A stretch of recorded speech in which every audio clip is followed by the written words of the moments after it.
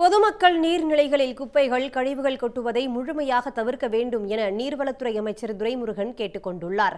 தொடர் மழை காரணமாக சென்னையின் குடிநீர் ஆதாரமாக விளங்கும் செம்பரம்பாக்கம் ஏரி நிரம்பி கடல் போல் காட்சியளிக்கிறது.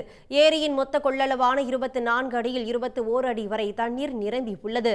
ஏரிக்கான நீர்வரத்து தற்போது குறைந்துள்ளதால் உபரி நீர் திறப்பும் 3000 கனஅடியாக குறைக்கப்பட்டுள்ளது. இந்த நிலையில் செம்பரம்பாக்கம் ஏரியை நீர்வளத்துறை அமைச்சர் துரைமுருகன் நேரில் பார்வையிட்டு ஆய்வு செய்தார். எவ்வளவு மழை பெய்தாலும் எதிர்கொள்ள தயாராக இருப்பதாக கூறிய அவர் ஏரியில் கழிவுகள் கலக்கப்படுவதாக எழுந்த குற்றச்சாட்டை மறுத்தார். குப்பை மற்றும் கழிவுகளை நீர்நிலைகளில் கொட்டுவதை மக்கள் முழுமையாக தவிர்க்க வேண்டும் என்றும் துரைமுருகன் கேட்டுக்கொண்டார்.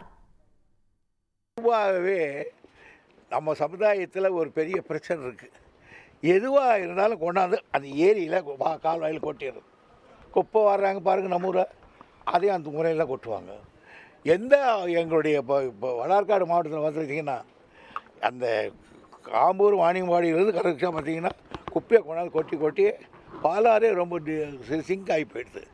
அதனால் மக்களுக்கு அந்த அவேர்னஸ் வரணும், இது பொது இடம் அப்படின்னு. தமிழ்நாடு முழுவதும் படிப்படியாக தடுப்பணைகள் கட்டப்படும் என்றும் கூடுதலாக நிதியை பெற்று எஞ்சிய சில நீர்நிலைகளும் தூர்வாரப்படும் என்றும் அமைச்சர் துரைமுருகன் தெரிவித்தார்.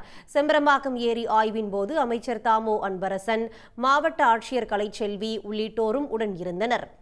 உடனுக்குடன் செய்திகளை தெரிந்து கொள்ள சன் நியூஸ் பெல் ஐகானை கிளிக் பண்ணுங்க.